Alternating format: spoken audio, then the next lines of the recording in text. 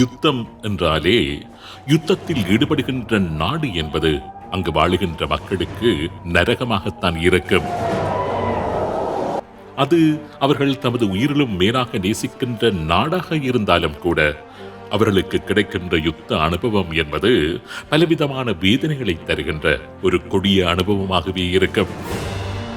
அடுத்த வினாடி என்ன நடக்கும் என்று தெரியாத ஒரு பயங்கரமான சூழ்நிலை, நாளைய தினம் உயிருடன் இருப்போமா இல்லையா என்கின்ற நிச்சயமற்ற நிலை, களமுனைகளில் நிற்கின்ற தமது பிள்ளைகளுக்கு என்ன நடக்கின்றது, அவர்கள் உயிருடன் இருக்கின்றார்களா அல்லது காயமடைந்து விட்டார்களா என்கின்றதான பதற்றம், தாம் ஓடி விளையாடிய இடங்களில் உயிருக்கு பயந்து ஓடி ஒழிக்க வேண்டிய நிலை இருக்கின்றதே, அதனை விட கொடிய வேதனை வேறு ஒன்றுமே இருக்க முடியாது.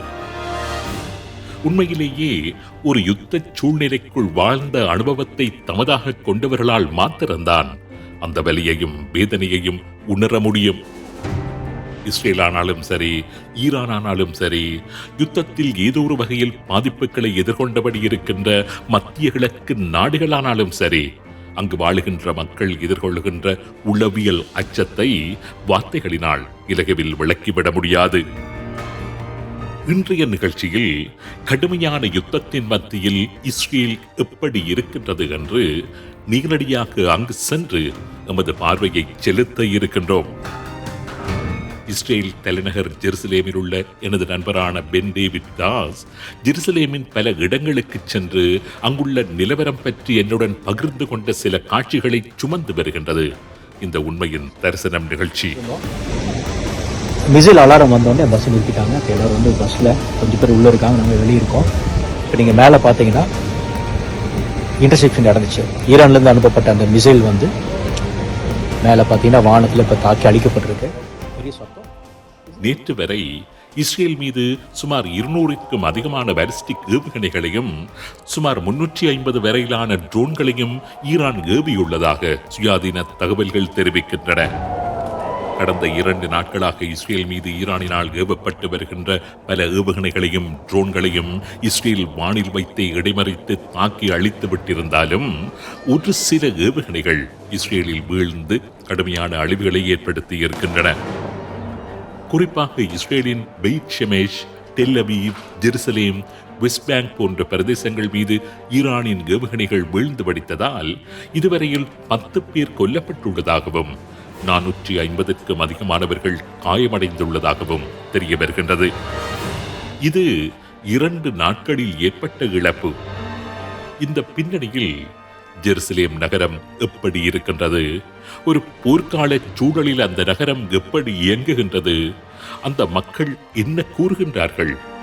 வாருங்கள், பென் டேவிட் தாஸ் கூறுகின்ற அவரது அனுபவங்களை கேட்போம்.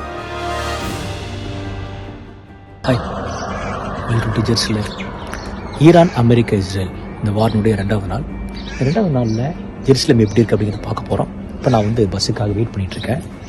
நீங்கள் எனக்கு மேலே உள்ள டிஸ்பிளே போர்டில் பார்த்தீங்கன்னா நான் வெயிட் பண்ணுற பஸ் வந்து 1 நிமிஷத்தில் இங்கே வரப்போகுது.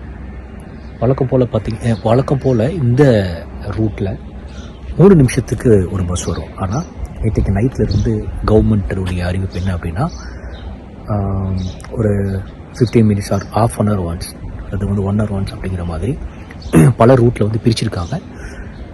இந்த ரூட்டை பொறுத்தவரையிலும் அரை மணி நேரத்துக்கு ஒரு பஸ் அப்படிங்கிறதா இப்போ வரையும் உள்ள அறிவிப்பு. இப்போ என்னோட இந்த பஸ் வந்துடுச்சு. சரியா, எப்படி மார்க்கெட்டில் எப்படி இருக்குது அப்படிங்கிறத வந்து நம்ம என்ன செய்ய போகிறோம் பார்க்க போகிறோம். ஓகே,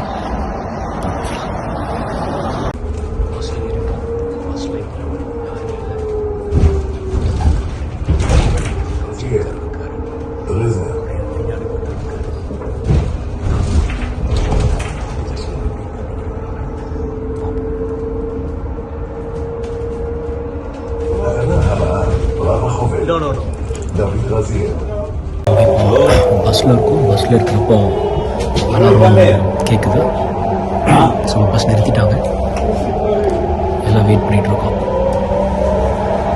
இப்போ ஜெருசலேமில் நான் இருக்கேன். இஸ்ரேல் நேரப்படி ஏறக்குறைய 10:30 மணி. இப்போ நான் பார்த்தீங்கன்னா பஸ்ஸில் போயிட்டுருந்தோம். மிசைல் அலாரம் வந்தோடனே பஸ் நிறுத்திட்டாங்க. இப்போ எல்லோரும் வந்து பஸ்ஸில் கொஞ்சம் பேர் உள்ளே இருக்காங்க, நாங்கள் வெளியே இருக்கோம். இப்போ நீங்கள் மேலே பார்த்தீங்கன்னா இன்டர்செப்ஷன் நடந்துச்சு. ஈரான்லேருந்து அனுப்பப்பட்ட அந்த மிசைல் வந்து மேலே பார்த்தீங்கன்னா வானத்தில் இப்போ தாக்கி அழிக்கப்பட்டிருக்கு. பெரிய சத்தம். இஸ்ரேல் இதுதான். இப்போ ஸ்ட்ரீட்ஸில் வந்து சத்தம் கேட்குதா உங்களுக்கு? இப்போ ஸ்ட்ரீட்ஸில் வண்டிங்கெல்லாம் போயிட்டு இருக்கு. அங்கங்கே வந்து வண்டி நிறுத்தி பாம் ஷெல்டர் இருந்துச்சுன்னா, இப்போ நான் இங்கே இருக்கிறேன் அப்படின்னா வந்து பார்த்தீங்கன்னா இங்கே ஹோட்டல் இருக்குது. இப்போ அந்த பாம் ஷெல்டருக்குள்ள நான் போகிறேன் அப்படின்னா வந்து அது எனக்கு திறந்து கொடுக்கணும். இதுதான் இஸ்ரேலுடைய சட்டம். அங்கங்கே வந்து சில வண்டிங்கெலாம் போகுது, சில சோல்ஜர்ஸ்லாம் போயிட்டு இருக்காங்க. ஸோ இதுதான் வந்து ஜெருசலேமுடைய நிலவரம். இப்போ தொடர்ந்து நம்ம பார்க்கலாம் நான் எப்படி ஜெருசலேம் எப்படி இருக்கிறதை நம்ம காமிக்கிறேன்.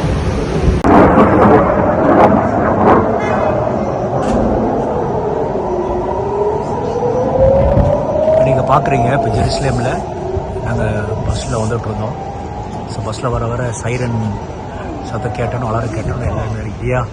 ஸோ இப்போ பார்த்தீங்கன்னா இப்போது இன்டர்செப்ஷன் நடக்குது.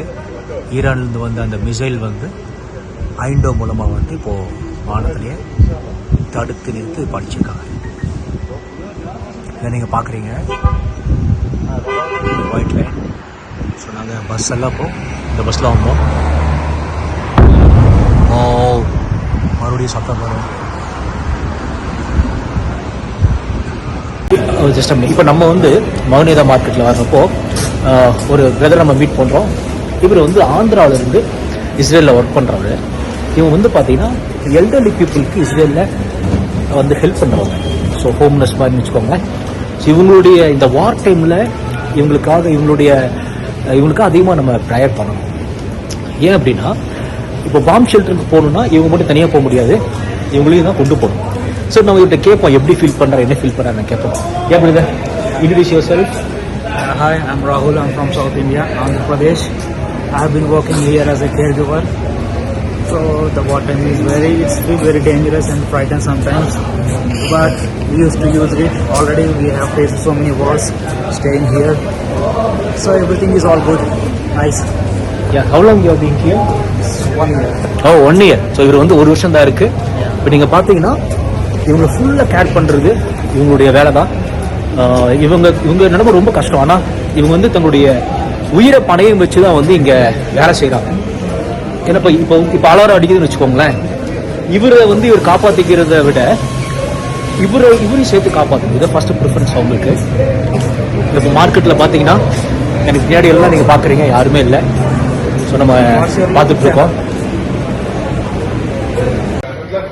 நம்ம இப்போது ஜெருசலேமுடைய மிக முக்கியமான மார்க்கெட் மகனிதா மார்க்கெட் உள்ள இருக்கும்.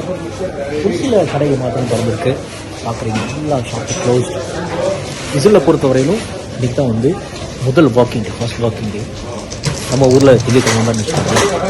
ஆனால் எல்லாமே இன்னைக்கு அடைக்கப்பட்டிருக்கு அதான் சொல்ல முடியும். இப்போ நீங்கள் பார்த்தீங்கன்னா ஜெருசலேமுடைய லைட் ரயில் லைன். ஸோ ட்ரெயின் வந்து இங்கே இன்னைக்கு இயங்குது. ஆனால் 1 hour இல்லை 1/2 hour ஒன்று அப்படி தான் இருக்குது.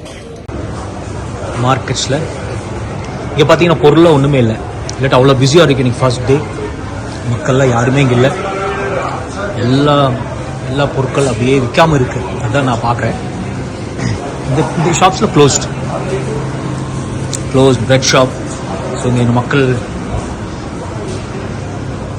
இல்லைன்னு சொல்லலாம். இங்கெல்லாம் அவ்வளோ கூட்டமாக இருக்குது. இன்றைக்கி சண்டே ஃபர்ஸ்ட் டே. ஷாப்ஸில் எல்லாமே க்ளோஸ்ட்.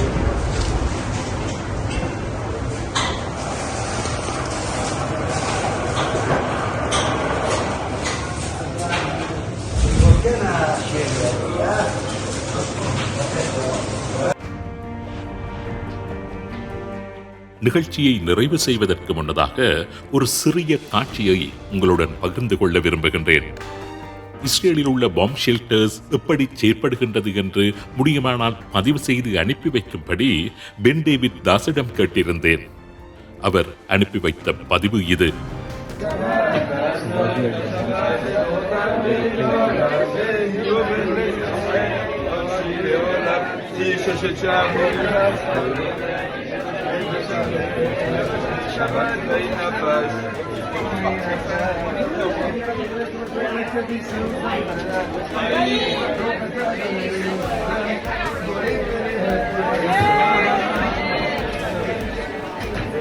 Pay for it.